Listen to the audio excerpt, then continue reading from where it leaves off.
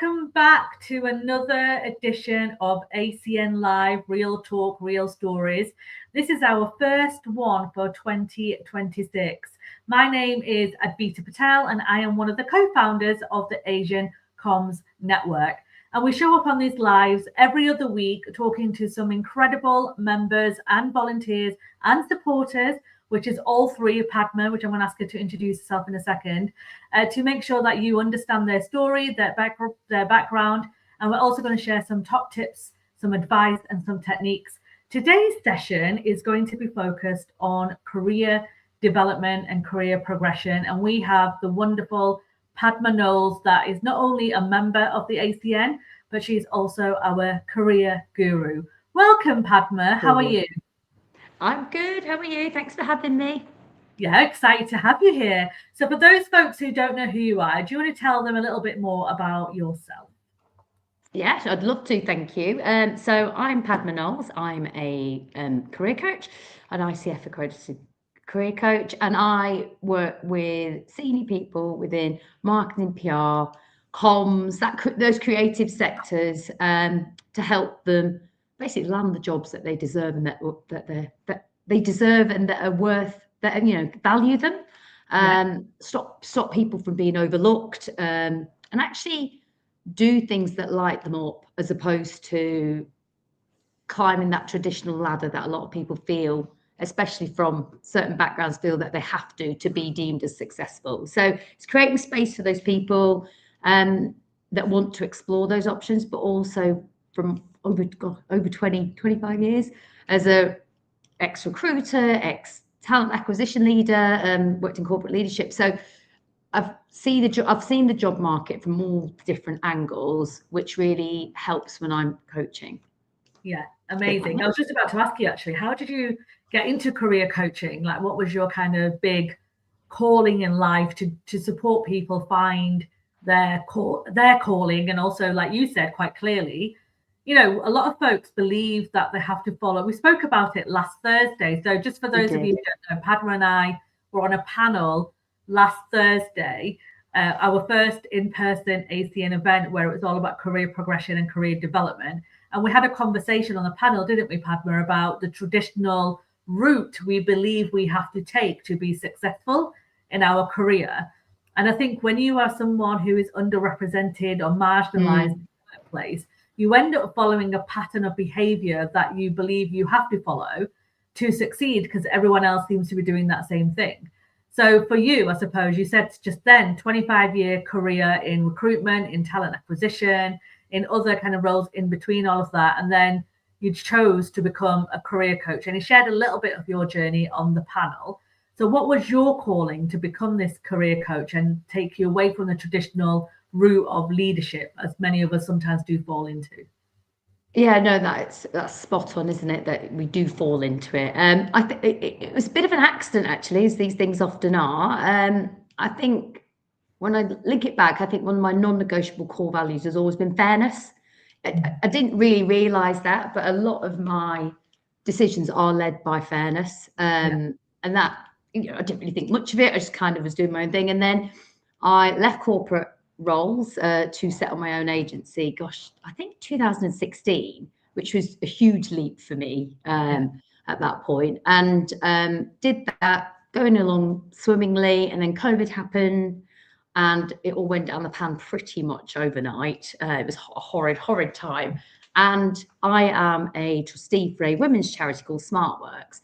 And it was a bit of an accident. So I was talking to the chair at the time saying, oh, shall I do some online fundraisers for us? Because we weren't getting any fund, we were struggling for funds at the time. And so I ended up doing some online career, sort of run these webinars, and without me realizing, it was kind of the first iteration of my program that I now deliver on a bigger scale. But I didn't realize that at the time. I just wanted to help people who were feeling stuck and miserable. And, I hear this, I hate my job. I'd heard it so many times throughout my career. And I used to think, really? Gosh, because it's one of the things you actually can control in your own life. So many things you can't. And it stemmed from that, and I just loved the coaching. So it then made me go on to become accredited, explore different avenues, and here I am, and I love it. I love within this sector because the last sort of stint in recruitment for other people and talent was all within marketing creative, and I just love the sector because until I was doing that work, I didn't realize the power the sector can have and the impact it can have, and the diversity of thought and thinking in the sector, it's exciting, and they bring stories to life. So it was all of those things. I love it. I mean, I am such an advocate of coaching. I've been a coach myself for 15 years, and I've seen the difference it makes to people's lives. And what you just said there about there are many things in our lives that we can't control. We can't control so many things, right? But the one thing that we can control is how we choose to live our lives out in terms of career progression, career choices, all of that kind of stuff. And I'm the same as you. When I hear individuals say to me that I'm miserable, I'm not enjoying my job, or my boss isn't, supporting me, or I'm just in a very toxic environment. But what happens in this case, as you would have seen in your career development coaching, is that a lot of folks feel stuck, and they feel that they can't make a difference or they can't make a change because, firstly, from the confidence coaching that I do, a lot of folks feel their self-esteem has been chipped away. Yeah. We spoke about this. It's like the death of 1,000 cuts, right? One little thing you find, then it adds up, and then before you know it, you're kind of crushed, and you're lost, and you can't focus on anything else. So you do feel like you don't have a choice, and you do feel like I've got to earn money, I've got to look after my family. In South and East Asian cultures, as you know, there's an additional sense of responsibility, not only for the family that you have, your kind of direct family members, but also the indirect family members and your extended family. And there's a lot of pressure on you, depending on if you're the firstborn or whatever. So there's all sorts of other challenges as well on our shoulders, I think, that are unrecognized sometimes in the world of work, which is why, again, I adore the work that you do to give people not only career advice and support, but also confidence in the work they're doing.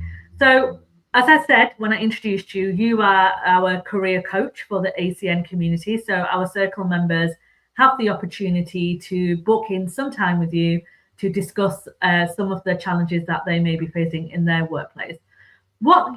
This is a kind of I may not be able to answer this question, but what drew you into our network? Like, what made you want to support our kind of Asian comms networks and also Asian comms professionals? Like, what was your kind of pull in that space?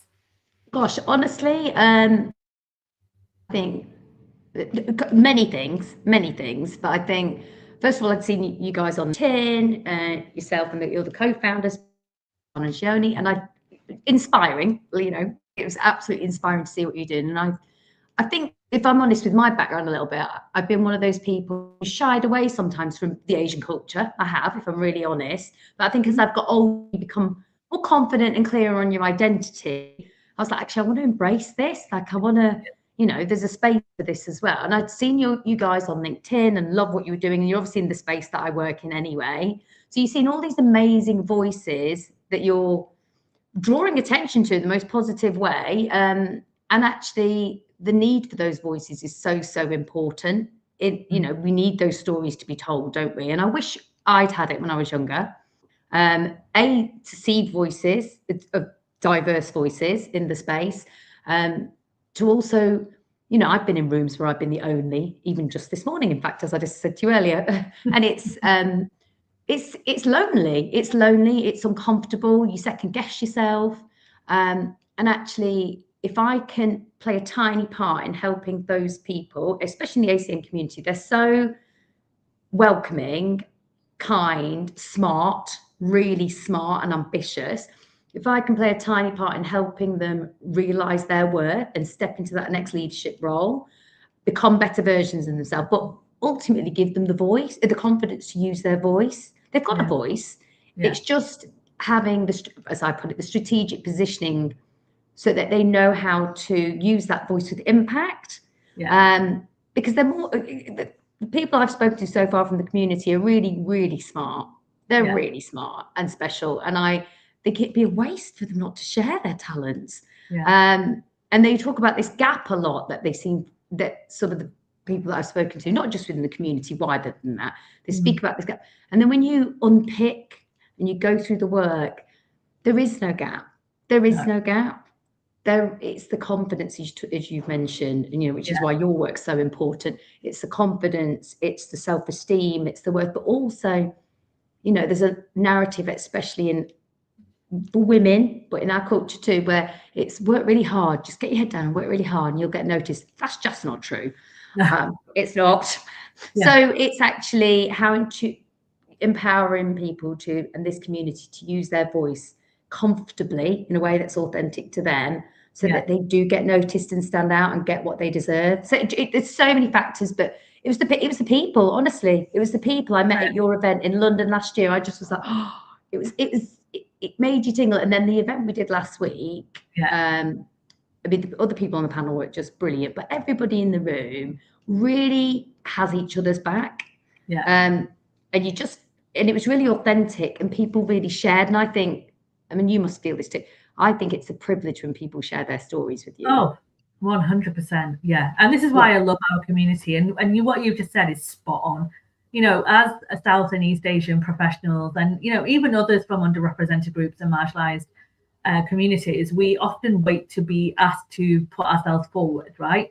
We often get told that our voices don't belong in rooms, just as you described. Sometimes you are the only one, and you start kind of judging yourself for being the only one, right? Why am I here? Why is no one else here? Do I belong here? Do I not belong here? Is my voice being heard? And we often wait for that validation and permission before we put ourselves forward for any opportunity. And when we do put ourselves out there independently, we start self-criticizing ourselves if we're not successful. Or I went above the station. Our family will tell us, as you quite clearly said, don't make a fuss, don't put yourself out there too much. It's that thing, that another, that thing like, oh, you'll bring the bad luck into your life. Oh yes. Too much. It's all that kind of superstitious stuff that we have to put up with, which we could have a whole episode on the kind of stuff that families say to us to make sure that we don't get cursed. You could write another book on that, Advita. I know, to really get cursed on being so vibrant and putting ourselves out there. And I say, you've got to believe in yourself before others believe in you, and that's my big motto. And the work you do, I've clearly seen the impact that you've had on individuals based on what they've shared already. And you've been working with us for the last month, and a bit. So already just giving people the permission to self-validate themselves is showing a traction in the difference that they're making in their career, which is really powerful, right? And I think it's something that we often take for granted. If you're watching us live, me and Padma, either on YouTube, Instagram, or on LinkedIn, feel free to pop a question in the comment box. And even if you're watching us on replay, then add a comment in, because we'll make sure we go in and check and we can get them answered for you. So if you've got any kind of career progression related questions, or you want to DM us the questions, then feel free to do that, and we'll make sure we'll respond back to that. So Padma, question to help others who may be watching us today. In your work, what do people think their problem actually is versus what's really holding them back? Gosh, they will often think that it's a CV that's holding them back. Okay. When they think it's the CV or the LinkedIn, or sometimes I had a client yesterday.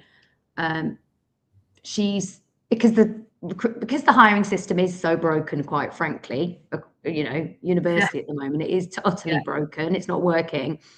She thought her name was holding her back because she didn't have a traditionally Western name, whatever name. I can't answer. I can't answer that for sure, because I can't. But it's absolutely a legitimate concern. Of course it is.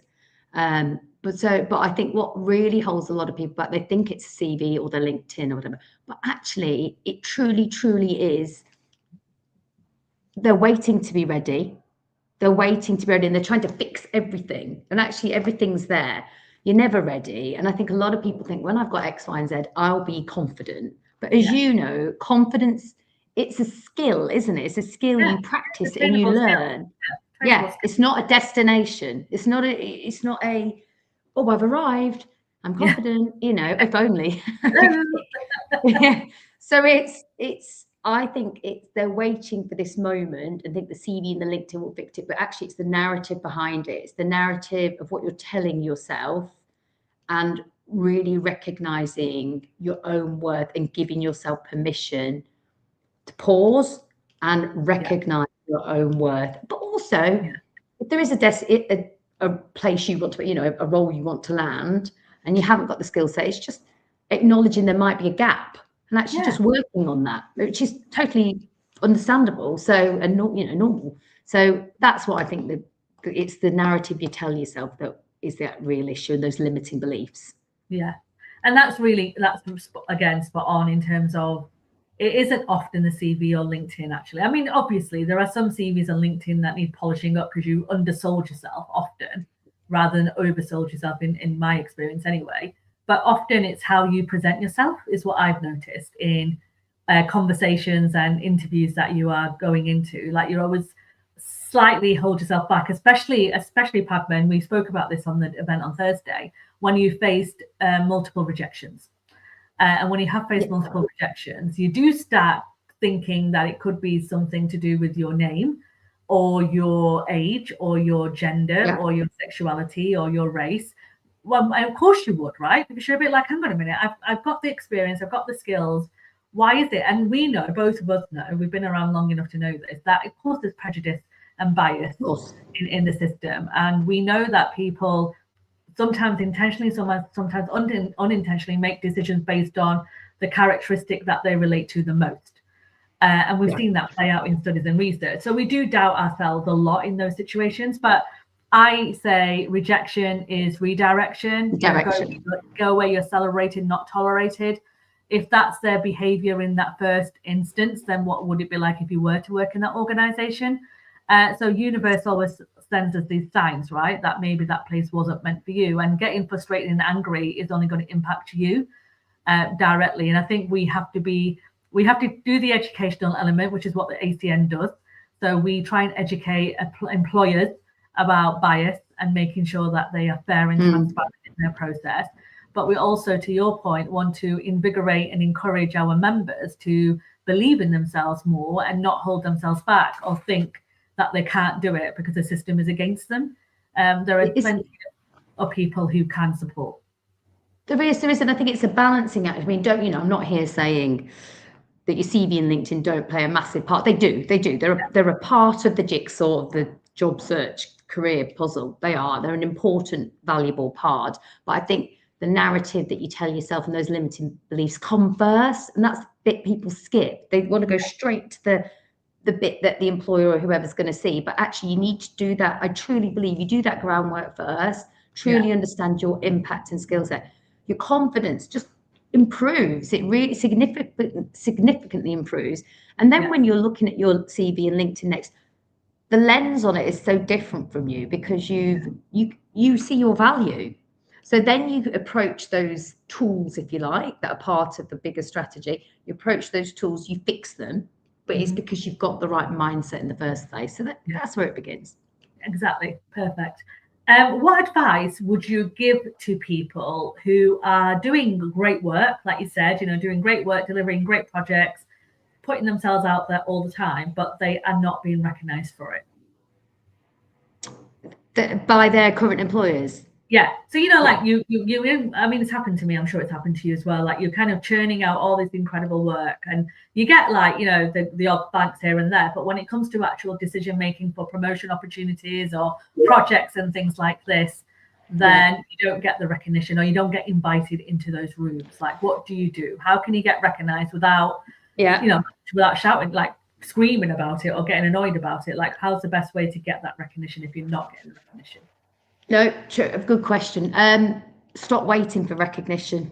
It's the truth. I think it's because if you're not getting it, you stop waiting for it to come. You need to advocate for yourself. So I think you touched on this last week. You called it your smile folder. Smile file, Smile file, sorry. And I call it your brag folder. So it's the same thing. It's start documenting what you've done. Start doing it for yourself. So the projects you've led, the results you've delivered, the problems you've solved, that's really key here. And it's all, highlighting the impact that you've had.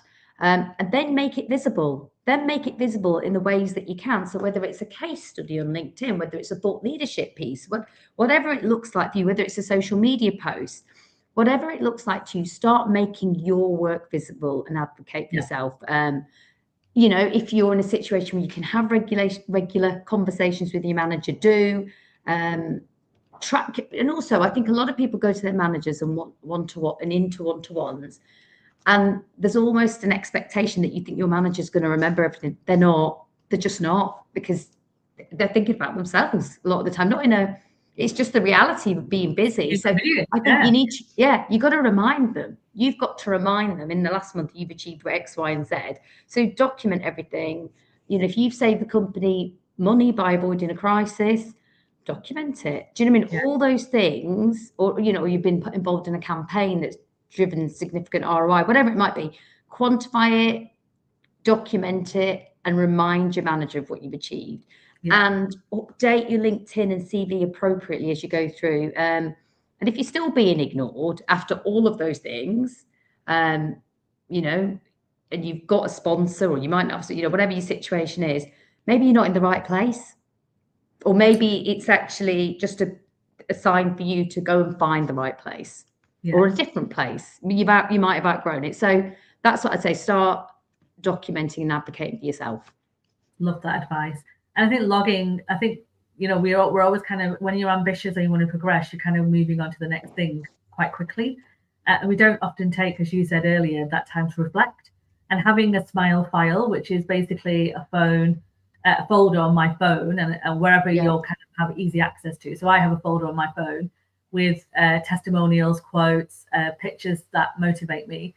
And I often remind myself of some of the successes I have when I have a bit of a wobble. But to your point, if you're looking to progress and you want to get developed, keeping a record, either on a spreadsheet or a Word document or whatever, of, you know, what you achieved, what part you played in that achievement, what the end results were, and what the impact was, can make a big difference. And you're right, you know, as someone who was a line manager, a great line manager, that's a bit of an in-joke that we had on Thursday, I always encourage people to think about their own achievements, because you're right, as a manager, you don't remember. If you're managing a team of, you know, 4, 5, 6 people, it's really difficult for you to remember what each person has done.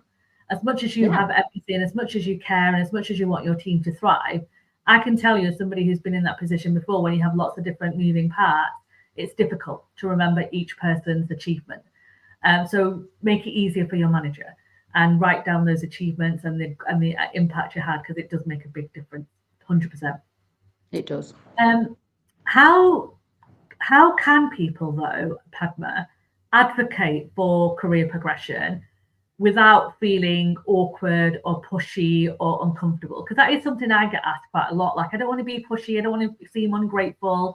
I don't want my manager to think that I don't like what I'm doing already, or I want to leave. Because that's the other, you know, you may have an incredible team, a fantastic manager, but you're ready to go, but you're worried about offending them or upsetting them or having an uncomfortable conversation. So how can we advocate for progression in that situation? Firstly, I just think it's what you said there. It's not pushy. It's not pushy. It's actually, you're being professional.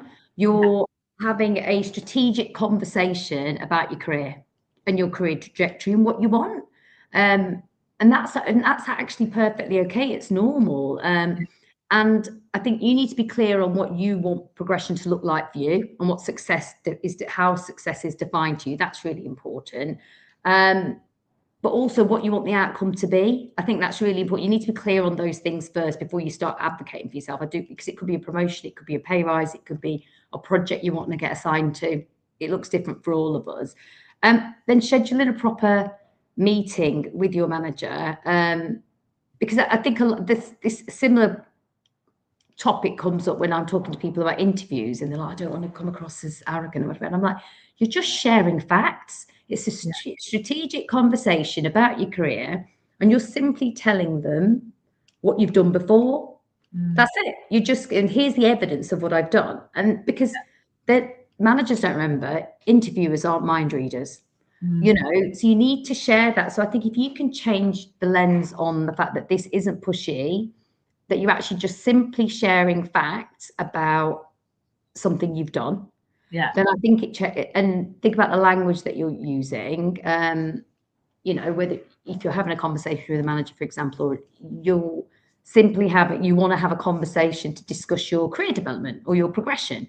And I think that's no decent manager's going to shy away from that. That's someone who's taking charge of where they want to go. It's a positive thing. Yeah. So I think it's, again, about the narrative you're telling yourself. Yeah. And it's also a green flag, right? When a manager is supportive of your progression, no matter how brilliant you are. And to your point earlier, it's a bit of a red flag if a manager's reluctant to have that conversation with you. I always remember, this just shows my age, but there's an episode in Friends where Rachel is trying to progress from her.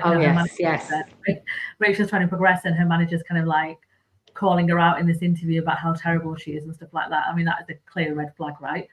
So things like that, I think you have to be watch out for. Like, you are doing a good job, and in private they're giving you good feedback, but in public they're not really celebrating you. And that is always a bit of a red flag from my experience. So to your point, Padma, keep that record and make sure that you're kind of advocating for yourself in this situation. Absolutely. So before we sign off, this has been a great conversation, by the way. If you could leave people, whoever's watching us, with one piece of advice about their career, what would it be?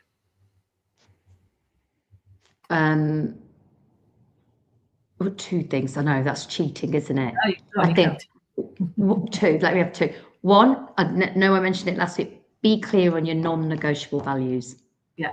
And make decisions from that place. That really is a baseline for all of us. They're personal to you, you know, and don't be swayed by the people, because you are who you are. You can't be anything else.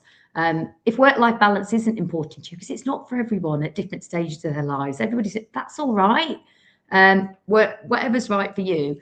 But I think the biggest thing, genuinely, before you make any career decision, is to have people want to rush, don't they? They're often unhappy and they just want to rush to that next move. Yeah. But you need clarity before you start.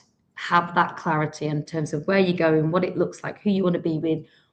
Is it the title? Is it not? And so on. What do you want to be doing? How are you going to be spending your time? All of those things. Have clarity. Clarity creates confidence. I truly believe that. Amazing. Love that.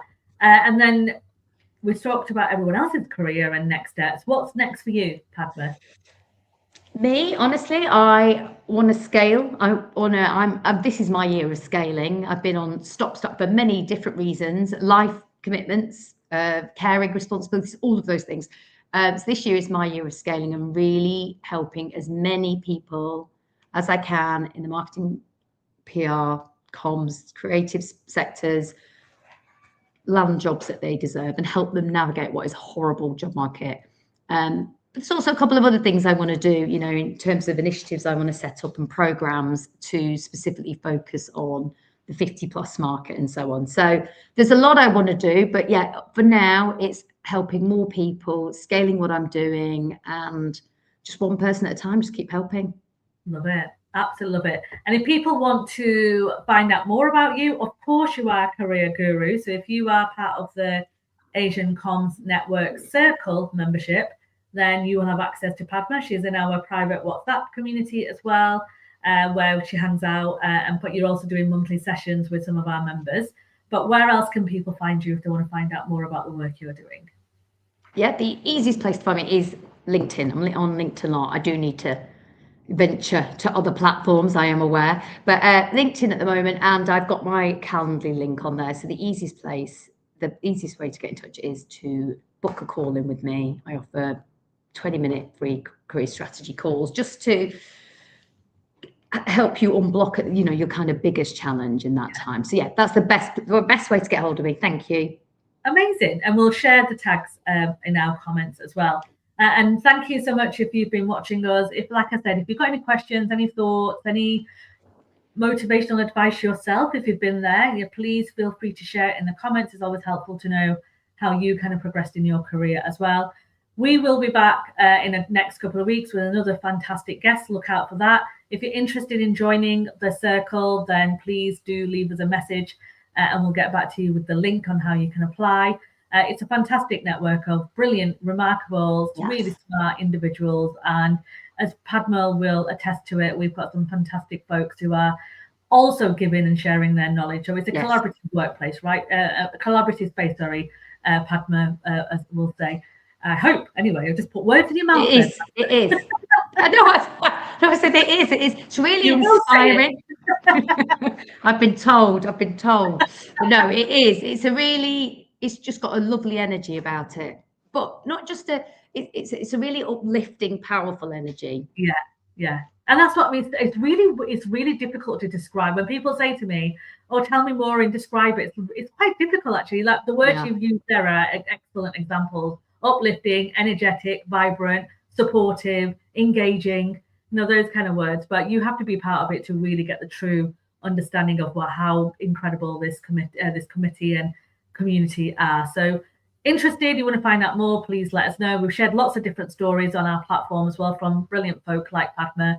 So give them a view. All of these lives are stored on YouTube. So if you look for Asian Comms Network on YouTube or even on our Instagram page, you can find them quite easily, and you can watch back interviews that were done with past guests as well if you want to get a flavour of what it's like to be part of the network. Thank you again, Padma, for your time, your energy, your advice. It's been brilliant having this conversation with you. And thank you, those of you who are caught up with today's LinkedIn Live. As I said, my name is Adbita. I'm one of the co-founders, and I'll see you in the next couple of weeks. Take care of yourself. Thank you.